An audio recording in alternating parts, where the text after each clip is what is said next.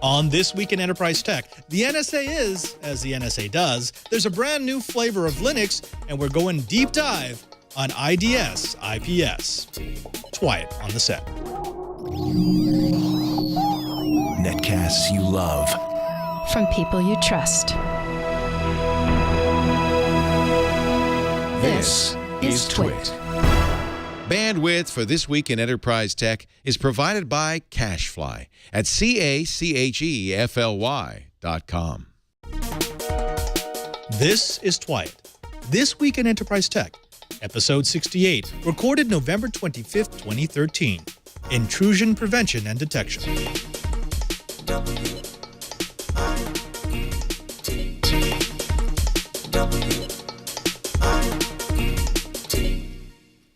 Welcome to Twit, This Week in Enterprise Tech. It's the show dedicated to the enterprise professional, the IT pro, and the geek who just wants to know how the world is connected. I'm your host, Father Robert Ballas here, the digital Jesuit, your guide to all things in the enterprise. But of course, I'm not guiding you by myself. I'm joined by my spectacular co-host, starting with the fabulous Mr. Brian Chi, the network geek in paradise from the Advanced Networking Computer Laboratory at the University of Hawaii. Brian, great to have you back. You were talking at pre-show about how you're having, is it senioritis? What's going on with you? Huh? No, it's just a matter of I'm just trying to get all my materials ready because I'm going on vacation next week. But it's going to be a working vacation because I'm going to be teaching a class on fiber optics for cyber dogs, kitties. And who knows? Maybe Padre will be there with his camera and we can go and do a special on fiber optics. In fact, I just sent an email off to my contact at Corning asking for permission to use some of the video they shot on how fiber optics are made. Ought to be fun. Yeah, never know. By the way, at one point, I think I'm going to have to sit down with you and discuss exactly what vacations are supposed to be. A man who doesn't need to know how vacations work is Mr. Curtis Franklin over at the right coast of the country. Curtis from Enterprise Efficiency, how are you doing? Doing fine, Padre. It's a cold autumnal sort of day here in Florida, although we don't have nearly the sort of icy conditions that are plaguing our brothers and sisters up further north. So we're enjoying a cool day in the swamp. It'll just make us enjoy the warmth of December a little bit more. Fantastic. And that's right, audience, autumnal. It's not just for wordsmiths anymore. Now let's get right to it with the Enterprise Byte. We've got to cover this. I know I wanted to stay away from the NSA for a while, but they just keep doing interesting stuff. We've got a story here from Network World that is talking about the documents released by Edward Snowden that points out the alleged tapping of over 50,000, that's 50,000 computer networks, not computers, but computer networks around the world using taps. Woot. Now, we've talked about taps ad nauseum on Twit, so I'm not going to go back into it. I will just say go back over some of our older episodes if you want to know how Prism works, if you want to know how taps work, if you want to know the kind of information that they get off of those taps.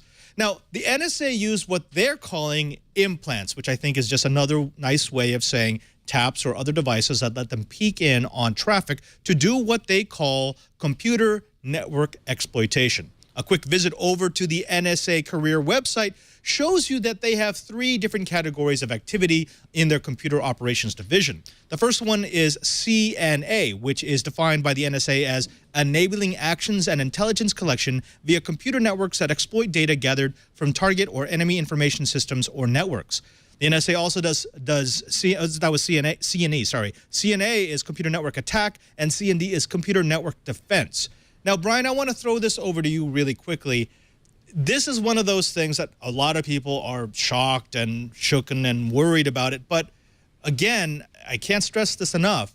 For people who are working in IT, this is kind of commonplace, right? I mean, tapping information, looking at data streams, analyzing it in order to be able to manage where it's going, what it's doing, and how it's going to affect your network. Oh, yeah, man. So, the whole issue with this is that it's a heck of a lot of data to look at. So more than likely, they're probably looking at a lot of header information. And maybe, just maybe, if they know a bad guy is using that data center, then they might actually capture the actual payloads. But you know, it's not something to get just crazy about. It's a more matter of I want to the NSA is probably trying to look at patterns, just like they use for voice calls. If they're going to look at the entire data stream, it's too much. Even if they finally get that giant data center online, that's still an awful lot of data to sift through. And oh, by the way, those different teams, the CNEs, the CNAs, and the CNDs, basically that translates in the cyber range world to red team, blue team. So red team is attack, blue team is defense, black team is infrastructure. So it's pretty well understood, and it's a lot of fun. In fact, I'm putting together a red team so that next year when we do a cyber range exercise, we're going to walk in and I'm going to bring some breaking point gear. Ought to be fun. Now, I want to clarify, because I know we're going to get angry emails about this. When Cheebert says it's kind of fun, he's talking about, to geeks, this is how we work. This is what you do in IT work, in network administration work. The ability to actually look at a network, to analyze the traffic, is our job. And so when we hear about people completely shocked that the NSA is doing this, one of the things that we kind of get baffled by is saying, well, of course they're doing this. I'm doing this through my network. I would expect a worldwide organization to be able to do it on a larger scale. Curtis, let me throw this over to you. Stepping back from all the political nastiness, actually, no, stepping into all the political nastiness for you, I think, because you can give us a unique perspective on this. If the NSA isn't doing this, what would they be doing? I mean, isn't this what the NSA was chartered to do? Well, the NSA was, in fact, chartered to look at SIGINT, signals intelligence, so that, yes, this is what they do. To me, the interesting part about this is that most of the things that we've heard about the NSA doing involves what most of us would call remote signals gathering. So they're going to be catching stuff as it's flying back and forth through the ether. In other words, over wireless when it's going to between the cell phone and tower, on long haul lines, when it's going between a ground station and a satellite, that kind of thing. But for many of these individual networks to have a tap in place, that means that at some point, a human being had to go into the network, put a tap in place, and leave while the tap stayed. So many people, so many executives, so many companies assume physical security.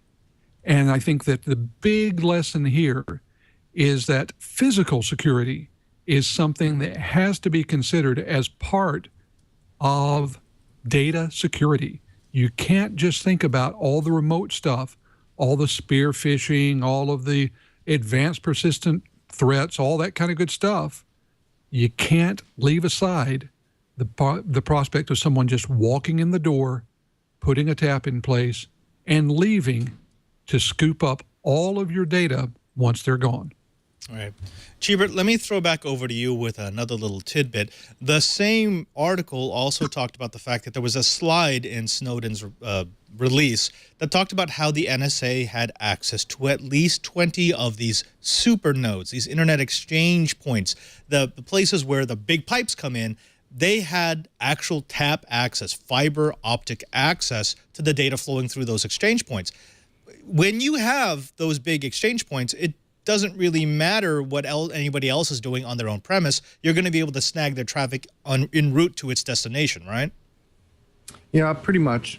They may not get everything because we know how the internet goes. It's going to be bouncing around, and there's no guarantee it's all your entire stream is going to take the same route. We hope it would, but it doesn't always.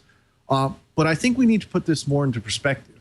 It's when our friends at the NSA, or not friends, doesn't matter, need to go and find, say, a suspected terrorist, and they want to find out where the heck their safe house is.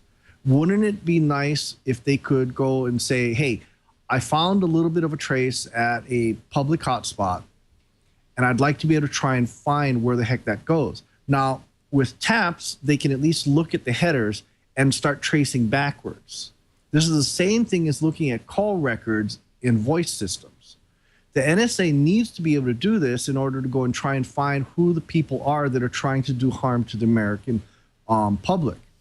And without the tools, you're going to cripple the NSA, especially since it's so easy to encrypt a lot of your traffic and to use Tor networks to anonymize it.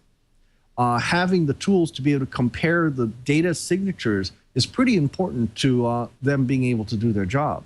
It's not necessarily a bad thing as long as someone doesn't get stupid and, abuse it. So that hopefully the checks and balances do work in this case. Obviously, they didn't quite work with Mr. Snowden, but the hopes is that someone's going to be reasonable about it. Right. Okay, so let me take a step back, because I know some people in the chat room are starting to get a little upset about this. Look, I would expect that the Twight audience is a bit more advanced in their understanding of how networks work.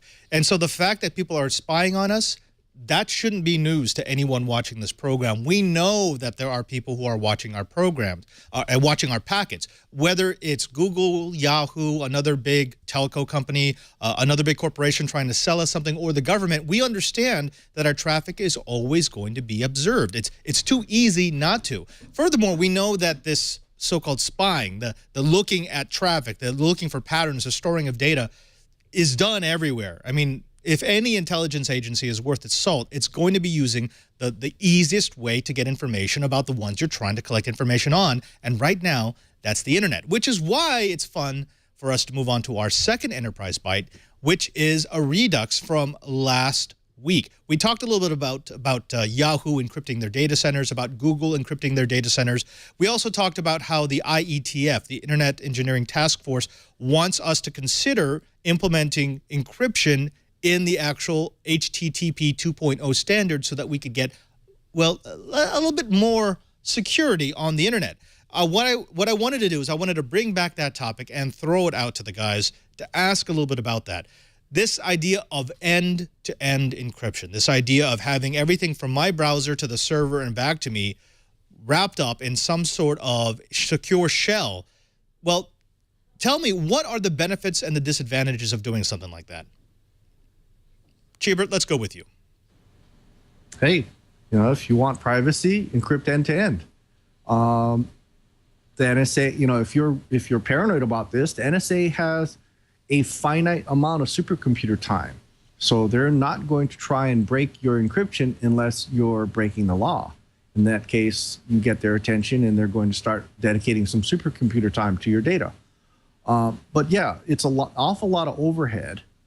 There is a saying that if you want to make sure that, if you're doing something bad, encrypt everything. Make them even get, the laundry list or get the shopping list decrypted. But the reality is encrypting end-to-end isn't as hard as it used to be. A lot of the chips now have it built in. IPsec VPNs are easy. SSL VPNs are easy. GPG is freely available all over the world. So if you really want your data to be private, fine, make a little bit of an effort, encrypt it. Heck, you can actually encrypt in place on Amazon. Microsoft has it built in, and so does Linux. And Encrypt Mount works beautifully on Linux and is very reliable, and you can even mount it over the cloud. Curtis, you've been a big proponent of encrypt, encrypt, encrypt. Encrypt everything, encrypt everywhere. But this idea of having everything encrypted would require a little bit of change in how we do our infrastructure because, well, if a packet's encrypted, it's very difficult for us to route it. You'd have to put some sort of wrapper on the outside to be able to tell routers, where am I going, what kind of data, how should I be prioritized? Tell me, do you think the enterprise is ready to have all data in the network unrecognizable except for that outside wrapper? In other words, what do you think an enterprise IT person would do if suddenly he had very limited visibility into all the packets of his employees? Well, that's where it gets complicated because the idea of encrypt everything end to end, if someone is thinking only with their privacy hat on, they're going, what a wonderful thing.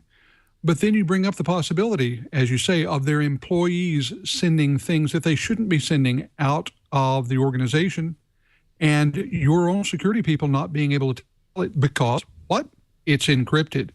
This has significant implications for things like regulatory compliance. Imagine trying to decide whether someone was violating SARBOC standards, or if communication was in violation of GLB. If someone was sending insider information regarding a publicly traded company, assuming that everything was encrypted. So this is one of those things that sounds really good from one perspective, but you start getting into the unintended consequences and the overall ramifications, and take those two together, and it creates something that means that CIOs, their executive teams, and their technical teams are going to need to take a lot of time to decide how and whether to encrypt if the capability is there. Like Brian said, on one level, it's been there for a while. It's not as though encryption is unheard of. If it's available to everyone at all times, will it be too easy to turn on? The answer is certainly yes. We're going to find out that there are companies who had employees doing bad things that weren't caught in time because the company's internal security people didn't see it. This is a bigger ball of wax than it sounds. And I think that it's good that it's starting the discussion, but boy howdy, is it a long and involved discussion that needs to happen before anything's done.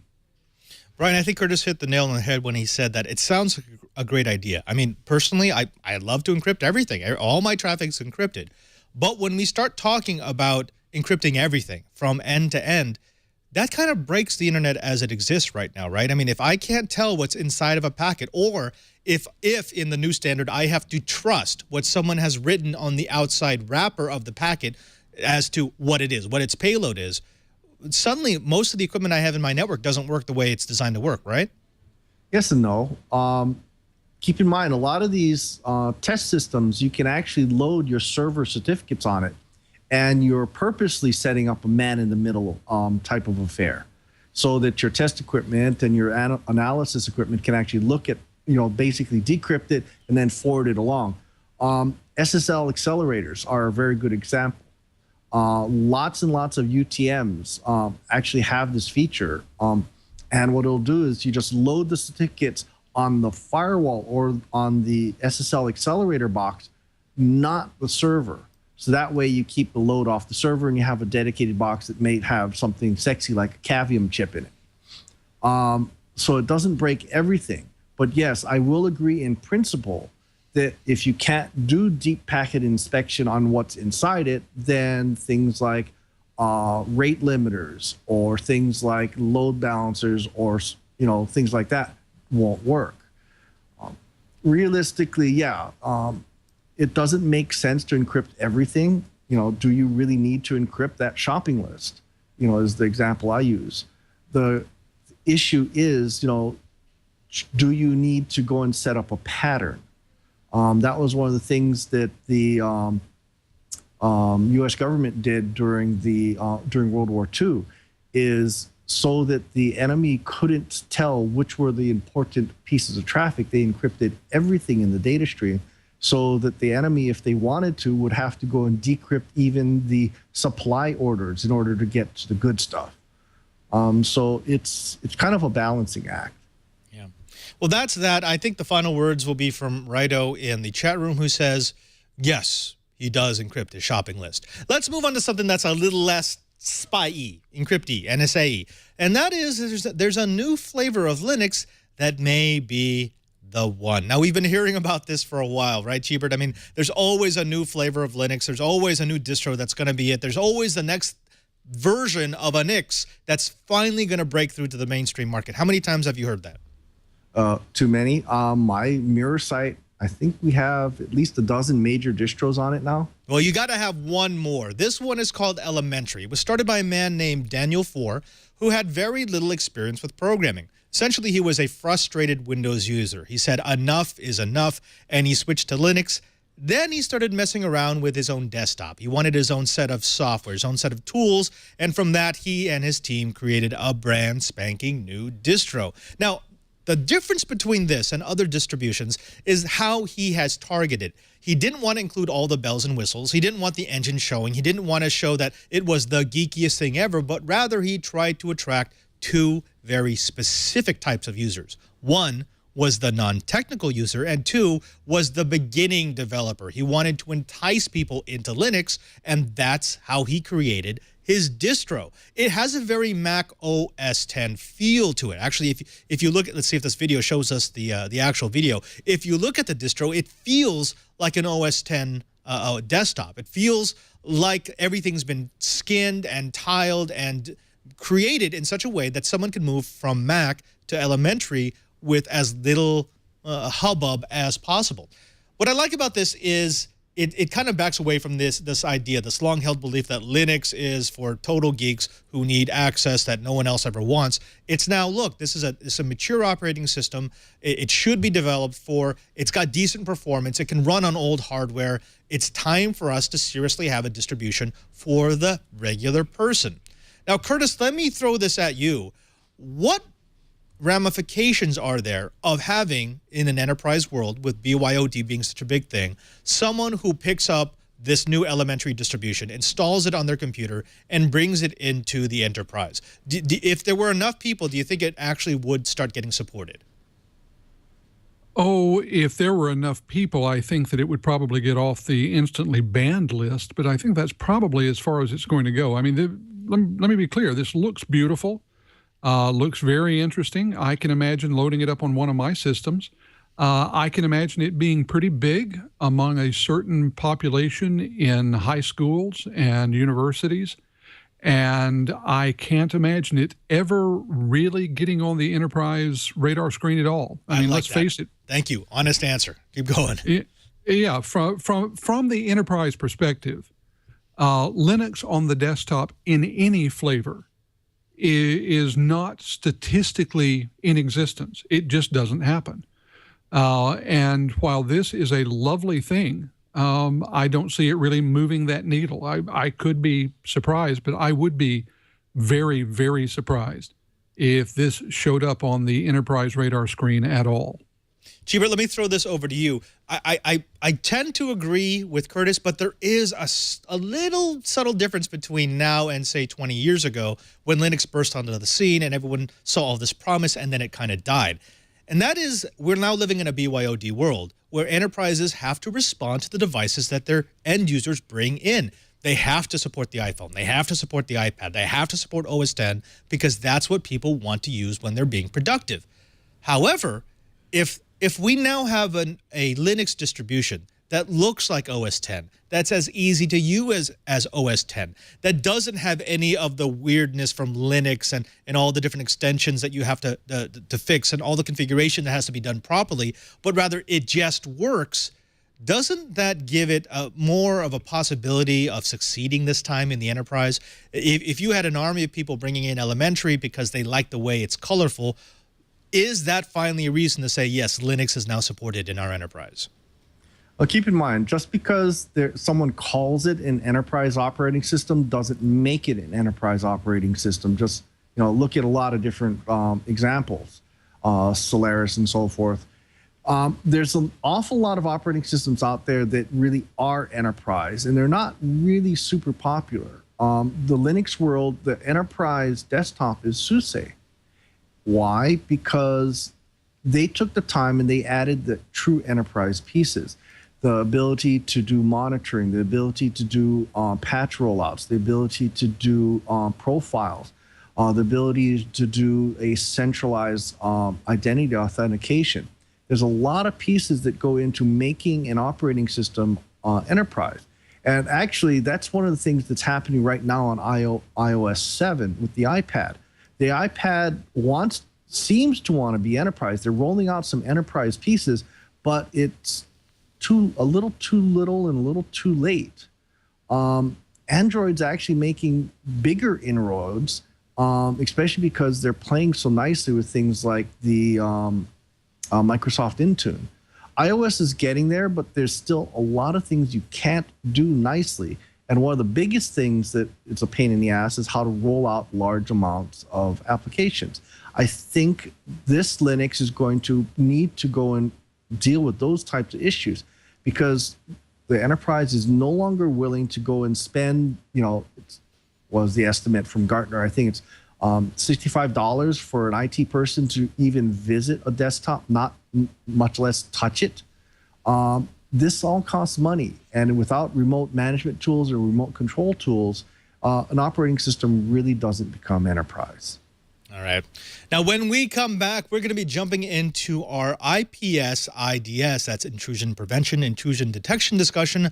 But before that, I do want to ask all the folks listening right now, be it on the live stream or on the download, to please go to our Twit TV survey at twit.tv/survey. I know, I don't like doing surveys either, but we ask you to do it. It's one of the very, very few things that we're going to ask of our Twit audience, because we need to know how you're consuming our shows. We want to give you the content you want to listen to. We want to give you the shows, the podcasts, the netcasts that you want to watch, but we can't do that unless you tell us what you're watching, how you're watching it, and when you're watching it. Now, with your information, we're going to be able to custom tailor the Twit TV experience. We're going to give you the shows that you want. We're going to give you more Ham Nation. We're going to give you more Twiat. We're going to give you more i5, whatever it might be. We're going to do it because you ask, and this is the way that you ask. Now, I know what you're saying, but Father Robert, why would Twit ask me to do a survey? I'm part of the community. We're specifically asking you to do the survey because you're part of the community. This is part of Leo's dream. Remember, he doesn't want to just make a traditional TV station. He wants interaction. He wants your eyeballs as much as he wants your mind. And this is how you tell us what Twit should be. So please jump on over to twit.tv/survey and let us know what you want from your Twit. Now let's jump right into it. I want to welcome back to the show Mr. Daniel Ayub from Dell SonicWall. Daniel, it's been, what, the last time you came on was May, right? Yeah, about 6 months or so. 6 months. Yeah, it's been a while, and we know that you're with Dell SonicWall. We know that you work specifically in the security division, SonicWall, of course, and you're here to talk a little bit about IPS IDS. First of all, let's back up for the folks playing at home. What is intrusion prevention, intrusion detection? Sure. So an IPS system is basically, or an intrusion prevention, intrusion detection system is designed to look for attacks trying to get into the network. So I'm sure everybody out there is familiar with the concept of patching your security software, or Microsoft will announce that it has a new download available for you to update or fix patches. The IPS can kind of serve as a type of virtual patch in between when those updates are deployed, to be able to provide you protection against attacks that are targeted against some of the systems on your network. Right. So, of course, in this environment where all our networks are interconnected and it's as easy to launch an attack as clicking a button, we've probably seen an increase of the more I'm going to say non-sophisticated attacks, right? Simple denial of service, simple script kiddie type stuff. Yeah, that's correct. Actually, there was in the Verizon Business Report that was released in 2013, they basically said that about 1% of the attacks are actually coming from very sophisticated overseas types of teams that you hear about in the news all the time. The overwhelming majority of them are actually people just casting a very big net to try and catch as many fish as they can. So yeah, they're relatively unsophisticated and utilizing things that there may be patches available for, or there may be, if you had a basic level of defense, you'd probably catch a large number of those types of attacks, or some basic user education as well, right? Right. Cheever, we've seen this at Interop, right? I mean, remember when we still had the huge Class A? The minute we would turn that thing on, I think we would get something like 100 megabits per second of just junk, just scanning traffic. Those script kiddies who had set up their boxes to automatically go up and down these ranges that they thought they could attack, trying to get a bite. This is common to us, right? I mean, we very rarely did we get specifically targeted by a attack trying to get into the Interop network. Most of it was script kiddie. Yeah, and actually most of it was bot traffic.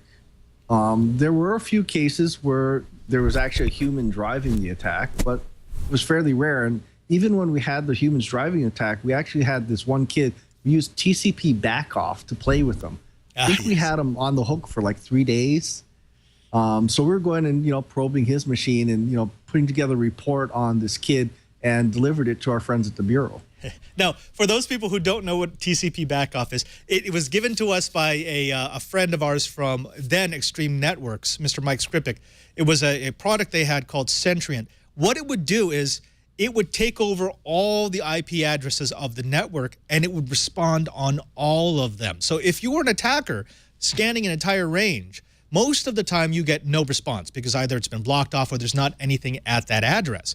What Centriant would do is it would reply and say, no, I'm here, and yes, all these ports are open and available to you, but hold on a second, I'm busy. It would do that on all of the ports, basically tying up the resources of the attacker. We were able to tie up entire botnets simply by saying, wait, no, we're going to give you everything you want. We're going to give you your dreams, but wait. And we just kept doing that for days and days and days until the attacker checked his logs and realized he'd been attacking the same range of IPs for 3 freaking days. Awesome tool, except for one thing. What was the drawback of using that, Gbert? I forget. Yeah. Ping? You remember the ping? Yeah. The problem is, it broke a lot of tools. Yeah, so that's the bottom line. Many of our management tools are actually just pinging devices to see if they're still active. And if the Centriant was saying, took over the entire range and always said they're active, those tools no longer worked. Now let's get back to it. Daniel, we have talked a little bit about some attacks. We've talked a little bit about how we respond to those attacks. But one of the things that's become a hotbed topic among some of my pen tester friends is IPS evasion. They know IPS systems that are out there. They know IDS systems are in place. They know that they're looking for signatures, they're looking for patterns, they're looking for certain vectors of attack. And so they're always trying to pivot around it to find a different way to get into the network. What are some of the more common variables in IPS evasion? Sure. So there are over 200 known different IPS evasion techniques. Some of them have been around for a number of years and are very, very well known. Things like TCP fragmentation or IP fragmentation or TCP seam segmentation, stream segmentation. There are a lot of known mechanisms that can be used. But basically what the attacker is trying to do is encode his payload or encode his attack in such a way that it tricks the IPS into thinking that it was safe traffic to allow through. So it's basically trying to trick the system and disguise its attacks or camouflage its attacks from being able to be detected by the IPS. If they're successful in that, or if the IPS does not have a common framework from which it can normalize traffic before it can inspect it, it'll basically just allow all of those attacks through, which is a huge vulnerability or a huge problem for the network. The other thing to keep in mind is the attackers are really smart. Like I said, there are over 200 known evasion mechanisms, but you can actually chain multiple evasions together and then be able to utilize them to create unique combinations. So it's a very, very significant problem today that a lot of the IPS manufacturers don't talk about, and a lot of people just assume has been fixed. Okay. Now, I don't want to get you into trouble. I don't want you to let go of any trade secrets here, but pick any of these evasions and tell me just, how does one develop an evasion technique? Let's say you're hammering at a box. You're throwing everything you got at it. You got your bot network working overtime, trying to probe it, trying to figure out if I can overflow it, if I can force it, if I could, whatever it can be. What, as a pen tester, because I'm always going to say I'm a pen tester, I'm a white hat pen tester, what would I be looking at when I'm trying to develop an IPS evasion scheme? So there are multiple ways of doing it. Some of the more common ones that have been around for a really long time and are really easy to explain, things like IP fragmentation. So I'll take my data payload, my attack, and instead of sending it in 2 or 3 packets, maybe I'll try to space it out over 30 or 40 packets so that only 1 bit or 1 byte is coming through for each packet. And then at the end, I'll have some algorithm on the other side that'll put everything back together.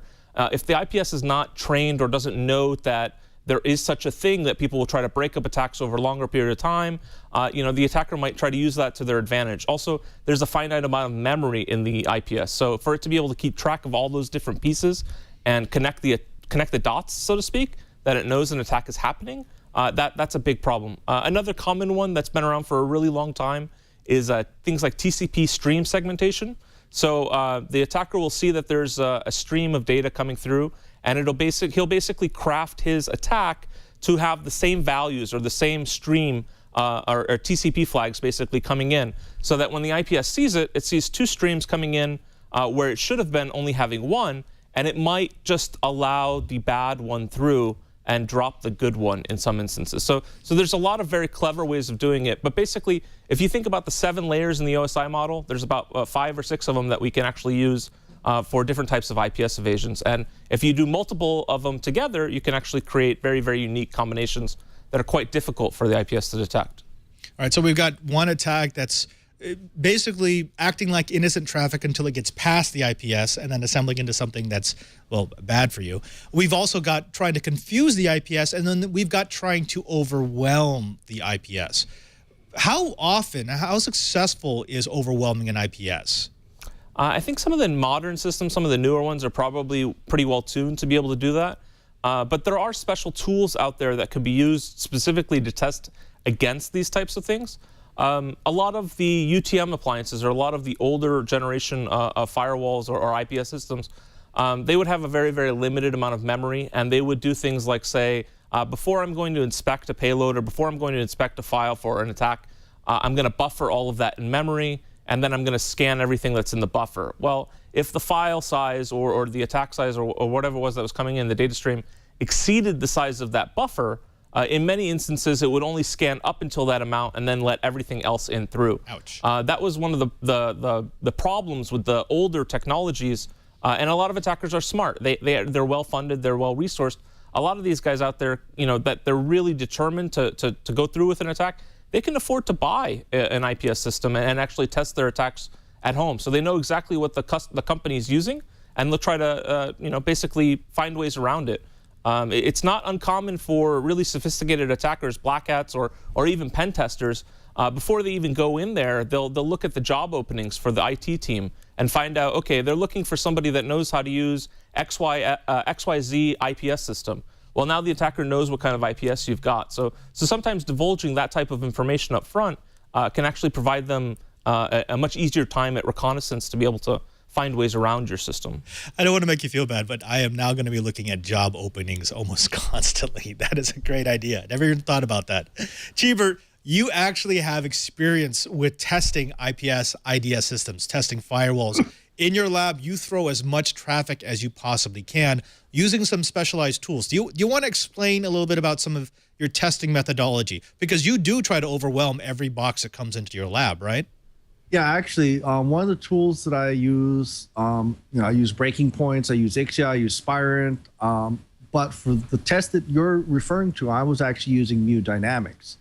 I tend to create a system of tests. I create a simulation of an entire enterprise. So in the case of that last big firewall test I did, I actually simulated a regional-based corporation like an Ace Hardware or a Panda Foods, where I had literally 2,000 branch offices funneling into a regional headquarters. And so I used an Ixia XM2 to go and create 2,000 IPsec VPN tunnels and run the equivalent of about 20 persons worth of traffic through each of those tunnels. Then I had a Mu Dynamics MU4000 that actually attacked both from the outside. So it was attacking servers in the DMZ, it was attacking workstations and so forth. But what's different, what I did differently is I not only attacked from the outside, but I also attacked from the inside, as if someone brought a infected laptop in, and then the infection spread to the trusted zone of the firewall. And this is why our friends at SonicWall have been passing out copies of my article for probably the last 5 years. SonicWall actually won in a really spectacular fashion. A lot of the other firewalls did okay when the attacks were coming from the outside, but didn't do very well with attacks from the inside. So I was actually generating enough traffic that, yeah, I was running this sucker at full line speed. So I started off with a reasonable amount of traffic, something that you would expect that, the size of corporation. And then once I had a baseline, then I cranked it up and see how long it was before I broke the device. Lots of fun. So I like that, looking at traffic coming from the inside rather than looking at traffic coming from the outside. Daniel, let me throw that back over to you, because we had a discussion pre-show when you were talking about locating and isolating compromise systems within the network by looking for the command and control streams. So let's set up the scenario. Let's go back to our 10,000 seat enterprise. That's the scenario that we always use. Some of those workers, they got themselves infected back home. They've got their Windows PC, they've got their Mac notebook, whatever it's going to be, and they're bringing it back and forth. And while they were out and about, they did something that got some malware installed, and now they're bringing it into the network. And that PC is now beaconing out to a command and control node somewhere on an IRC channel saying, what do you want me to do? Now, if you're not looking for that traffic inside the network, as Chibert said, a lot of manufacturers don't, you're actually allowing a botnet to exist and use the resources of your network. What does your IPS IDS need to do in order to decipher those command and control streams? Sure. So obviously, having the ability to do bidirectional streaming is very important. As Brian said, the ability to look at traffic coming in as well as going out over the network to be able to do that type of inspection. But similar to the way you would write countermeasures or create signatures looking for individual attacks or individual flavors of malware, we can also create signatures or countermeasures to look for patterns of behavior that we know certain botnets exhibit. So a very common one is a lot of the botnets in the early days would utilize IRC, and they would send their command and control traffic over IRC. Well, we know that, and we can actually create signatures to look for that type of behavior. Another example, a more common one today, is people using peer-to-peer file sharing networks. So actually sending their command and control traffic over the BitTorrent network. And to the enterprise, it might just look like BitTorrent traffic. But if you can actually decipher that and you know that there's an attack coming through, you're able to create countermeasures specific to those types of botnets. I'd say the attackers are getting very, very clever. I've actually seen one where the botnet was utilizing a embedded comment within a JPEG file to send its command and control traffic out so that the administrator would just see that it's a JPEG flying across their network. In reality, it was the command and control traffic was embedded in there. So there's a number of different mechanisms you can utilize to create countermeasures or signatures for the traffic itself. And then there's also, on the other side of it, you can collect a lot of threat data from different sources, such as a lot of botnets send out spam, right? So we know that a lot of botnets are utilized for phishing attacks and for spam and things like that. We can utilize the IP reputation data that we gather from those known botnets or those known spam sources, and we know that if we see traffic going out to those IP addresses, even if we haven't necessarily identified the command and control traffic itself or created a countermeasure for it, we're able to block that connection because we know it's a bad IP also. So there's a number of different ways it can be done. But yeah, in general, that's basically the way a lot of the industry is doing it today. Okay, let's talk a little bit about how the industry creates those signatures. We talked a little bit about IPS, trying to get around it, evading the IPS. Once you start seeing this data coming into your network, and I'm assuming that you need to expose it to the real world in order to find out what's happening, what's new, what people are trying to do. How do you create a signature from that? I mean, I'm assuming that most of the industry does it the same way. Yeah, so it's really dependent upon the inspection engine itself. So a lot of these signature engines there are some of them out there that are based on open source type of applications, and there's a common one, that Snort, that a lot of people utilize, and they put their signatures into a common format like that. A lot of other vendors utilize proprietary systems, but yeah, basically they're reverse engineering the attack to look for unique identifiers or specific bits that are common to certain types of attacks. In other instances, they might be looking at the attack payload. So perhaps I can't necessarily generate the signature for the exploit itself. Maybe it's a 0-day or an unknown type of exploit, but they're using a payload that I've seen before. So you can create signatures for the payload and be able to block it that way as well. There's a number of different ways that it can be done, but I think the important piece that a lot of people need to consider or really look at is having that in-house team of researchers or that threat team that's working on your own payroll or working for the vendor themselves rather than relying on third-party data. So a lot of the participants or a lot of the security vendors in the industry today collaborate and share information through a lot of collaborative efforts. So there's things like the Microsoft Map program out there. There's a lot of information sharing, kind of frenemies among competitors. So that's one way of doing it. But if you're reliant solely on information that other people are providing you, and you're not doing your own research and your own threat protection, it may take more time before you're able to discover those attacks. So that response time is really, really, really critical. And that's one of the advantages of having your own in-house type of team working on that, is you can be very nimble within a matter of hours of an attack being found in the wild, being able to create signatures or countermeasures and kind of pushing them out that way. I like that. I want to throw over to Curtis really quickly. Curtis, Daniel mentioned something really important here, and that is having a really good response time. So whatever IPS, IDS you choose, making sure that they actually have a team who is looking at real-time threats. So something new pops up, you want a signature for that threat as soon as possible. There are some, I'm gonna be generic here so I don't out anybody. I've sat in on some meetings with CTOs and CEOs and IT managers who basically say, well, how much is that solution going to cost? No, that's too much. Can we go with them? And the IT person will say something along the lines of, yeah, but they don't really update their signatures. And they'll say, well, it doesn't really matter, right? Is this something that you think the executive level of managers understand, that an old signature is as bad as not having a signature at all?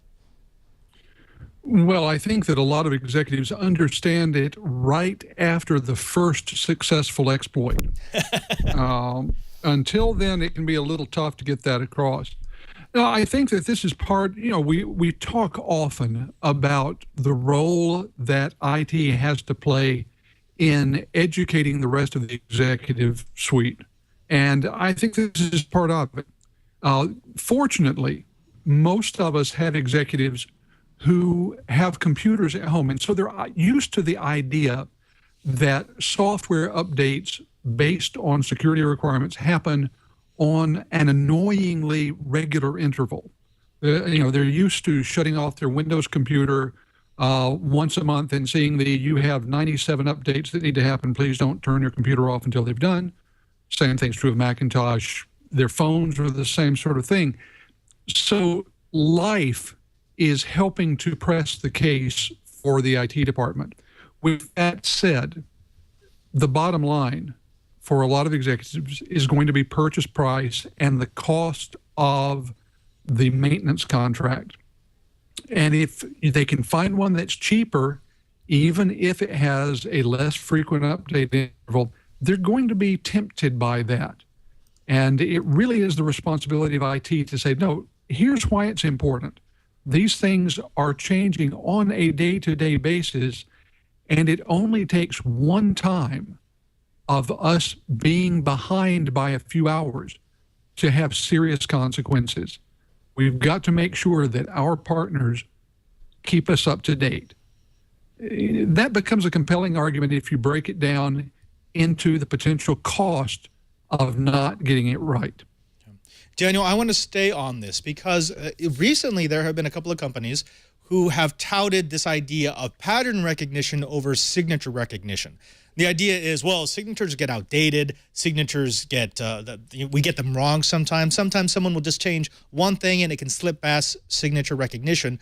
But if I'm looking for patterns, as you mentioned before, if I'm looking for the payloads rather than the delivery mechanism, then I can block that, and that's much more effective than signature recognition. What would you say to that?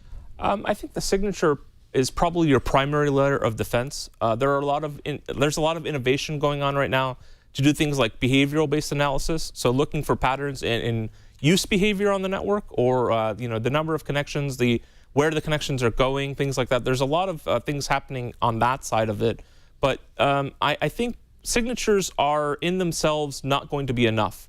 It's really a matter of the engine. It's a matter of how often the signatures are updated. It's a matter of how much data normalization is being taken before the traffic is actually being inspected. There's a number of important factors that really come into play here. And the other thing to keep in mind is not all signatures are created equal. So I mentioned previously about the fact that there's a difference in the signatures themselves. There's different formats. Some are proprietary, some are open source. But the really thing that's important to note also is that one signature created by company A is not necessarily equivalent to a signature created by company B. In many instances, a lot of the attack payload, or a lot of the new attacks, a lot of the signatures that are being created are done so for entire families of attacks. So they're not specific to a one-to-one mapping where you say, I have 10,000 signatures. That's going to provide protection against 10,000 attacks. Competitor B has 30,000. They're going to be protected against 30,000 attacks. It doesn't exactly work that way. It's really a matter of the quality of the signatures just as much as how many of them you actually have. I got it. So I think the last question I want to ask you in this theory part is, I know IT people who believe that they buy the IPS or their IDS and they install it and get it running the first time and then they're done, not realizing that you kind of have to tune your IPS, your IDS for your particular network. And what I want to ask you is, what goes into that process of tuning? So let's again go back to our 10,000 seat enterprise. Yep. The IT manager has just bought a brand spanking new blah, blah, blah, blah, blah, 4,500. And he installs it, it's working. What should he be looking for within his network? How his network is set up? How his users use the network in order to tune the IPS so he gets the best possible use of that unit? So depending on the vendor you ask, they're going to give you different advice. Okay, so to be honest, some vendors really advocate for precisely tuning your IPS. So doing things like looking at the signature set and looking at the servers that I have in my network. Let's take, for example, Oracle or BSD. Let's say I'm not running BSD in my network, yet I have a lot of signatures in my IPS engine that are protecting against those types of attacks. I don't necessarily need those signatures. I don't have that threat facing me on a daily basis. I'm not running those operating systems, so those attacks wouldn't feasibly be possible. You could potentially exclude some of those signatures from your set to increase the overall performance. So if you think about it, the fewer signatures that the system has to actually match against or is running inspection against, the faster it'll be. Another thing that a lot of people try to do, or in the old days was a very common thing, was segment your network so that only certain traffic is being inspected by the IPS. Doing things like saying, if I have SSL encrypted traffic and my IPS does not support SSL decryption, I'll just bypass it and I'll just send all that traffic out over the network without inspecting it, since I'm not going to catch anything anyways. So there's a lot of different tricks you can do. As Brian mentioned before, there's things like bidirectional scanning. Some might try to tune their IPS to only scan it in one direction in an effort to improve performance. Others might try to reduce the number of signatures they have to improve their performance. There's a lot of different ways that you can tweak it, but for the most part, when that is done, it is the vendor recommending that you do that in an effort to improve the overall performance of the box. And it's kind of a bit of hype in the industry, to be honest. It's not to say that it's not needed and not necessary, but if the box is going, if the numbers they're putting on the data sheet are assuming that a fully tuned IPS, you might not be able to achieve that in a real world situation in your own environment. So most of the time, I'd say the tuning is probably done from a performance standpoint. Also things like false positives to reduce the number of events that are coming in through the logs. You might raise your threshold about what you're being notified for. So there's a number of different ways that it's done, primarily for the benefit of the administrator and for the performance of the network, though. Right. I have to say that you've got a lot of people in the chat room agreeing with you. They're making fun of the set and forget people, because honestly, if you're taking your job seriously, if you're an IT person, it's never set and forget. You're always trying to make it that much better. Chibert, I want to bring you in really quick because you had a good tip for those who wanted to see if the new signatures were actually doing any good. How do you test old firmware, old signatures in your lab? Oh, okay. So one of the big questions everybody wants to know is how well does the device defend against zero-day attacks? So the easiest way to do that is go and downgrade the device to an older version of the firmware and run current attacks against it. That's a 0-day. And for those of you in the chat room that are asking, how the heck do I go and, what happens when I max out my device? I'm going to toot Daniel's horn here. One of the things that we've discovered that's really, really nice is we're actually running a high availability pair for a lot of our key projects. HA pairs mean you have failover. SonicWall's gone a little bit further, and the HA pair can also load share, which is pretty cool if you ask me. Yeah. Now, when we come back, we're actually going to show you a demo. We've got a live demo of how an IPS and IDS gets installed and configured. But before that, I do want to thank everyone here for watching Twyat, This Week in Enterprise Tech, as often as you do. And so I want to remind you that right now, if you go to our show page at twit.tv/Twyat, you'll find all the different ways to get the show automatically downloaded into your device of choice. That's right, you can get it into your iPhone, your iPad, your Android phone, tablet, your Zombie Zune, your laptop, whatever it might be, however you want to consume Twyat in whatever format, audio only, video, high quality video. We'll give it to you each and every week automatically, ready to play, ready to enjoy, ready to learn about all the enterprise goodness. It's just one of the things that we do for you because, again, you are the Twit family. Let's get back to it. Daniel, this is the part where I have to make the disclaimer, say, look, you are a member of Dell SonicWall. You have brought your toys. And so please, everyone in the chat room, understand that we just spent a half hour talking about the theory of IPS, IDS. Now we're actually going to show you how it works in the Dell SonicWall world. Now, Daniel, first of all, you brought some toys. What are those things in front of you? Sure. So I brought 3 models in for us today to kind of look at. I brought in a TZ series, so that's the flagship of our TZ line. That's kind of for the small office, the branch office type of deployment. The next step up is the 2600 is our introductory into our new 6th generation of products. And you can see that the NSA 2600 is really the first product in that rack mount type form factor. And then at the bottom is actually our flagship product. That's the supermassive 9600. That's the biggest box that we make today in a one rack unit appliance. That's the fastest one we have. So a nice variety, I guess you could say, for if you have a branch office or remote office or your central corporate network, there's one that can kind of fit in any of those needs. And that's actually one of the things that I've always liked about Dell SonicWall, and that is you do have very clear delineations between the size of the network. You've got something for a huge enterprise deployment, you've got something for the small to medium business, and you've got something for the Soho office, because too often we see a company that may make one really good solution for X case, but it's horrible for Y case. Yeah, that's definitely true. I think a lot of vendors kind of got pigeonholed at one point. So some people were designing for one segment of the market and not for others. So it's definitely one of our strengths, one of our advantages is having products that can go into virtually any size office. The other thing that's also really, really nice about the portfolio is, for the most part, the inspection engine, the IPS that's built into these boxes, the threat protection that you have there is actually uniform throughout the entire product portfolio. So whether you buy one of the small Soho boxes, the small office, home office types of deployments, or you're buying the large enterprise box, you're going to get that same regular security updates. You're going to have that same consistent inspection engine throughout the entire portfolio. That's another big advantage, because as you mentioned, some might play in different spaces, and they might actually have different security effectiveness depending on which model you buy. All right, I want to go back to Chibert, because we just got a question in the chat room from Darkroom08 asking about the connection throughput. Chibert, you are the best man to talk about this because you actually did test it. You tested this alongside other products. Tell me a little bit about connection throughput. Okay, so connection throughput, where there's many ways of looking at it, but most simply it's no rules, some rules, and a whole bunch of rules. And so when I do testing, I start off with some baselines. So I want to go and find out how, when no attacks are going on and no IPS rules are applied, how fast is that firewall? Then I'll go and add the security and do a test again. That gives me a new baseline of I've applied security rules.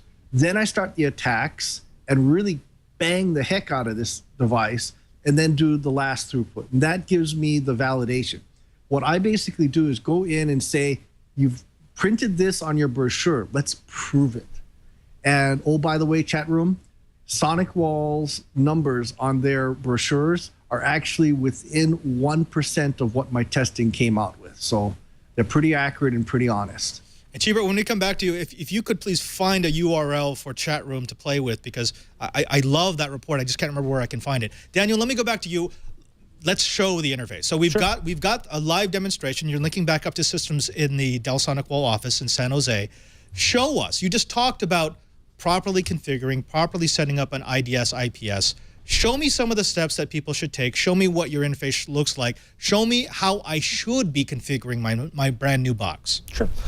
So I actually have over here, this is our live demo site. So if you head on over to livedemo.sonicwall.com, you can actually get to this site yourself, and we have all of our appliances up there for you to kind of test drive, and that's what I'm kind of using here.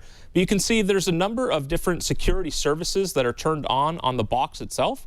And if we come in here and actually click on the IPS functionality, you can see that it's really just a matter of selecting a bunch of different checkboxes kind of to enable it. So it's really, really easy the way this has been designed, and is really intended to be, very, very quick out of the box type of configuration. So there are really, when configuring the IPS, there are a couple of main places to come. The first is this enable IPS checkbox, obviously, and then you can set it to either detect or protect mode. And there are different thresholds or priority levels for individual attacks. So you can do that. In addition, all the signatures that are on the box right now, we can actually comb through them and get a little bit more information. So if I wanted to know what signatures there are for Java-based attacks, I can simply scroll down to the Java section, and then it'll show me only those related signatures. If I find something that perhaps is coming through in my network and I want to get a little bit more information about it, I also have the ability to kind of drill down on that and then be able to find out, what is that specific signature protecting against. So, for example, if we click on one of them, you can see there's a nice little description that kind of comes up. It shows you what CVE it's protecting you against and kind of gives you a little bit more information about the actual signature itself. In addition to setting it up within the IPS menu itself, it's also really easy to enable it for different zones. So you come into the actual zones themselves, and you can see you can enable the different services. Really just a matter of selecting the configure button and then enabling the individual services one by one, and then just hitting OK or apply to commit those changes. So pretty straightforward, very, very powerful. There's also a number of really, really nice types of reporting tools and rules kind of built into the system. So if we come up and we want to see past events that have occurred, here's a really, really nice place that you can come in here and get a little snapshot of, okay, these are all the connections that are going out or coming into my network right now. So these are the responders. And very easily for an IT administrator, if I have a connection going out to a botnet and it wasn't detected by the filter for whatever reason, we can actually come in here and see the connections by the country, and then we'd be able to actually drill down on it that way. There are also a number of pre-canned types of reports that it'll run. So this is coming from a test environment, so it's probably not going to have too many attacks that are going through it. But if you click on the threats reports, it'll actually generate a report for you based on the global data set as well as the individual data set for this firewall. So we can see globally in the last 14 days, these are the signatures that have really been triggered around the world.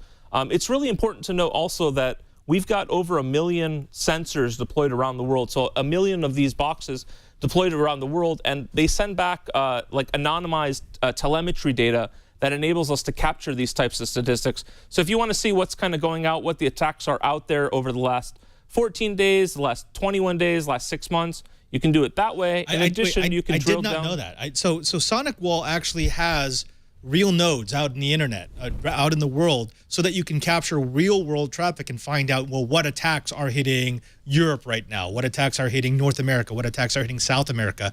And then I can measure that against, well, what's hitting my actual firewall and see if there's some sort of anomaly there. I did not know that. That's a very, very, very cool. Yep, that's also one of the ways we're able to identify when there are false positives out there. So if we start seeing a really, really high hit rate on a signature that, it doesn't make sense, we'll be able to investigate it that way. So that telemetry data provides us a lot of really, really great insight. Also, if there is some new attacks that are coming out, this is one of the ways that we're able to identify, just how widespread it is or how much it's being utilized out there in the wild, so to speak.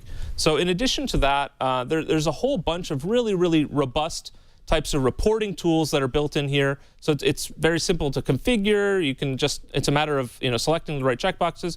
Also, obviously, we support exporting our logs to a number of different formats. But if you just use the log interface itself, you can actually come in here and filter it to only show you IPS-related signatures, and then just apply the filter that way. again, this is a test environment, so you probably won't find many attacks. But if there was some incident and you wanted to be able to go back on it that way, it's very, very easy to kind of comb through it. And I guess the last piece that I'll kind of show here is we also have these very, very kind of like counters, so to speak. So you can see for individual categories like intrusion prevention, how many hits there have been for that. And then you can kind of drill down from there to be able to identify what signatures were tripped, what the threat level is, and that type of thing. So there's a lot of really, really good stuff in here that really makes it a much more robust system than I think a lot of people realize. To mention previously, we talked about that geo-IP type of system utilizing IP reputation to be able to block different types of botnets and different types of command and control traffic out there. So this is the botnet filter, so to speak, and this is one of the mechanisms that you can enable. This is getting into more pattern recognition, right? You're looking at the control and command streams. We actually had a question in the chat room from Hermes, who was interested in the pattern recognition, wondering how smart those algorithms are. So that's, again, really the advantage of having that in-house team of experts, is they're able to develop these types of algorithms in a real-time manner. So they're actually quite good. We do a lot of regression testing to prevent things like anomalies or false positive hit rates, and really try to optimize our signatures to be very, very good and very, very accurate.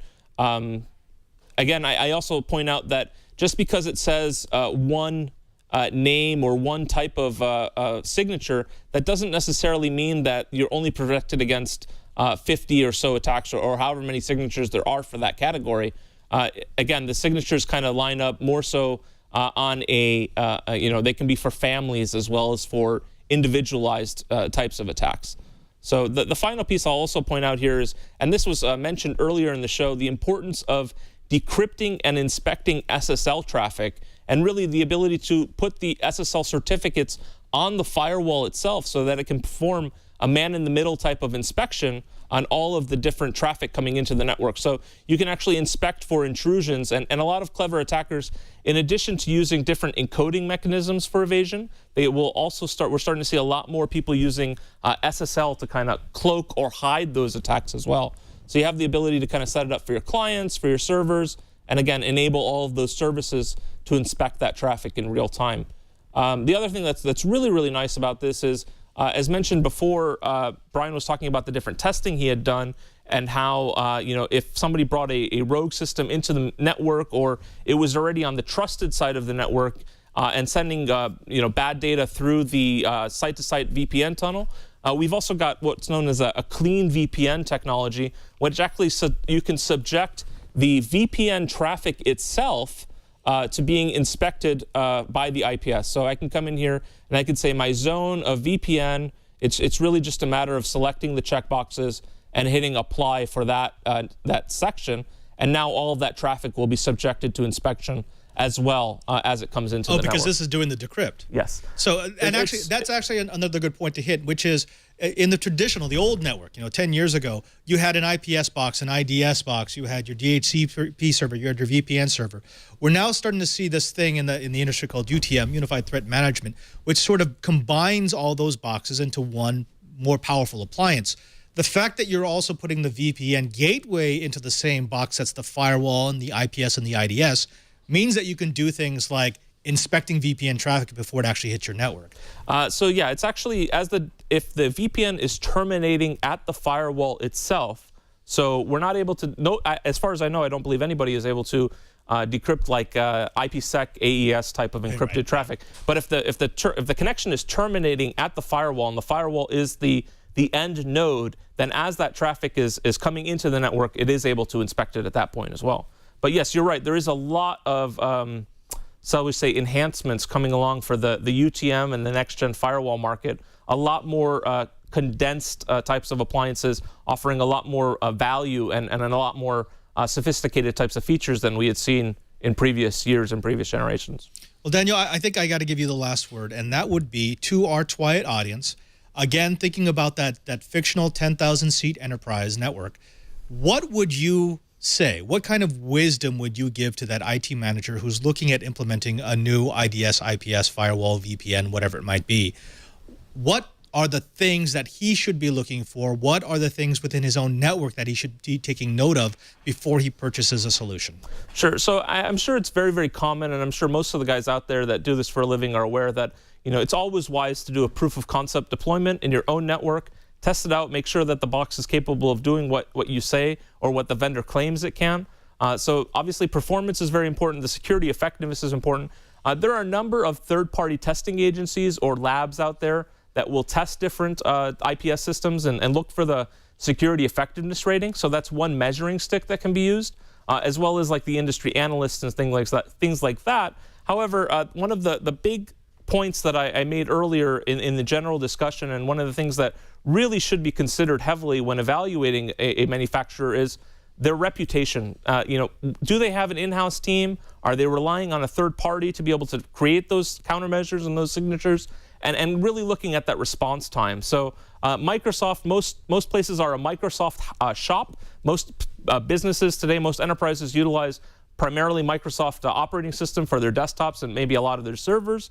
Microsoft actually publishes the response time for the security vendors that participate in its MAP program. So if you head on over to the Microsoft webpage, you can actually see the latest threats that have come, and you can actually see the response time for the individual vendors. So this is the MAP page, Microsoft Partners Protection System program.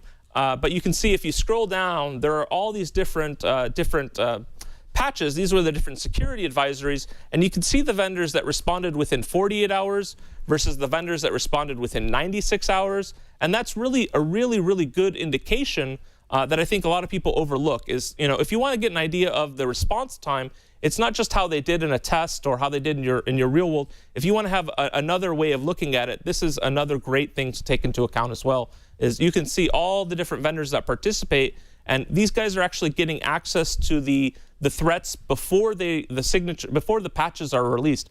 So Microsoft publishes their patches every Tuesday. The members of this security coalition, I guess you could say, get access to those threats beforehand so that they can provide protection to their customers in real time.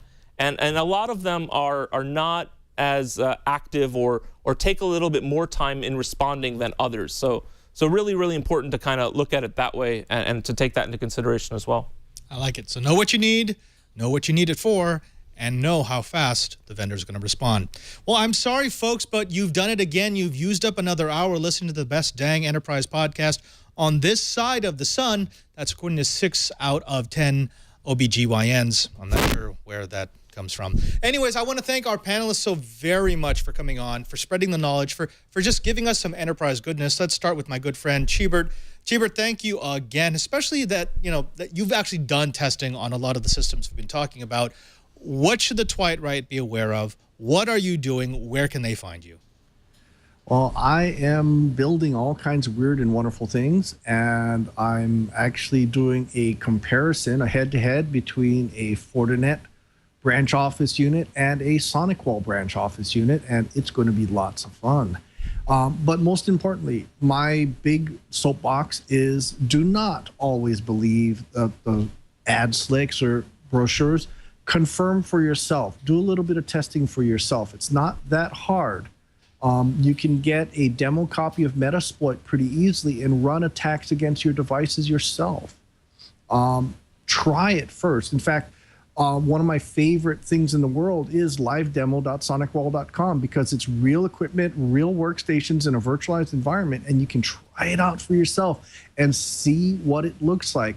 My very, very good friend Dave Perry over at SonicWall designed that system, and there are actually some fuzzy logic systems that are actually pretending they're infected machines, and they're actually attacking those firewalls. So it's not a static sanitary environment. It is a dirty environment on purpose because it's simulating real users, and it does a great job. And Dave Perry, hats off to you. Yeah. Curtis Franklin, my friend from Enterprise Efficiency, it's always a pleasure to have you on. You give us, something beyond the geek perspective. You let us peer into the mind of an executive, and for that, I thank you. Sir, where can the Twilight Right find you, and what are you doing on E2 Radio? Well, we've got E2 Radio coming up in December. We're going to be looking at some more CIOs. And here's something that I really want to do. I love being able to tell the story of all of these executives in the IT world and even the hands-on people who are doing fascinating things. So if you're one of those people, if you're doing interesting stuff with technology, I would love to talk with you, help tell the story of what you're doing.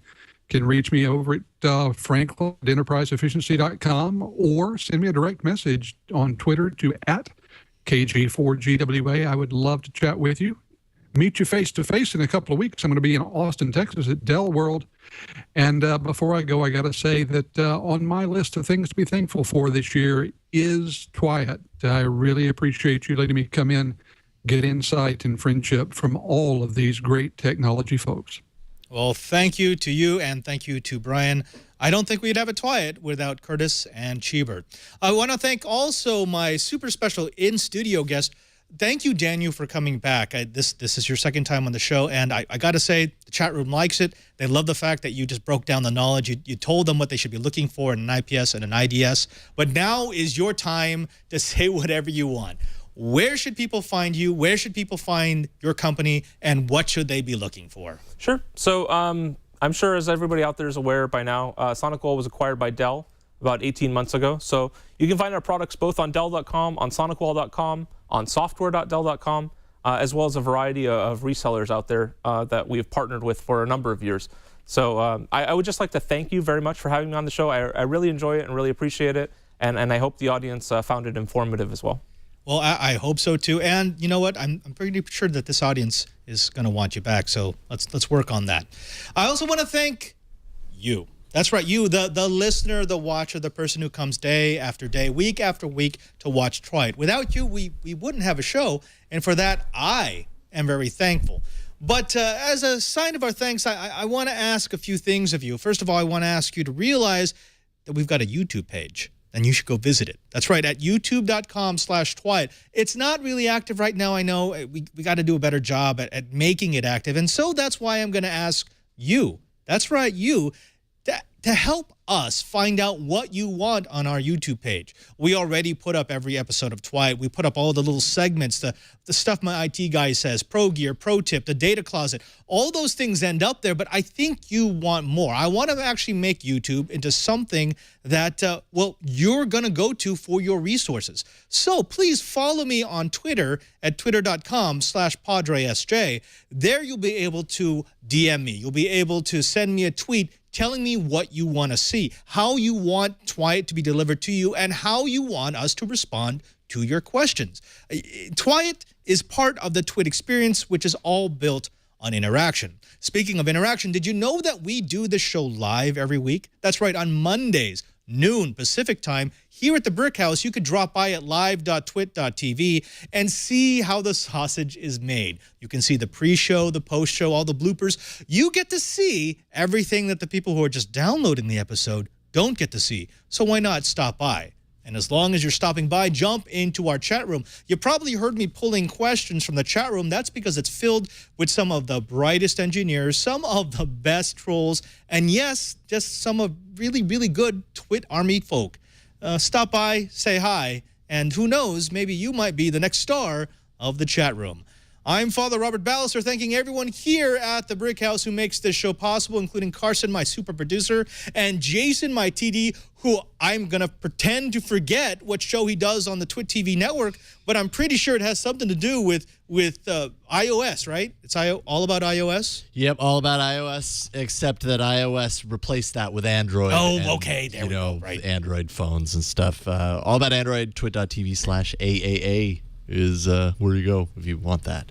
It is where you go. If it's your thing. Yeah. Oh, and by the way, you need to go to the show page for All About Android at twit.tv/AAA. And there we go. Hey, see? The last episode for the Android Arena, it's really, really close. And you should, oh, that's right. You were on. I forgot about that. I'm not going to say you should vote for me. I'm going to say you should vote for the app that is best. Uh-huh. And you'll celebrate when that app wins for you. No, I'm serious. In any case, thank you again for stopping by. And I just want to remind you, if you want to know what's going on in the enterprise, just keep quiet.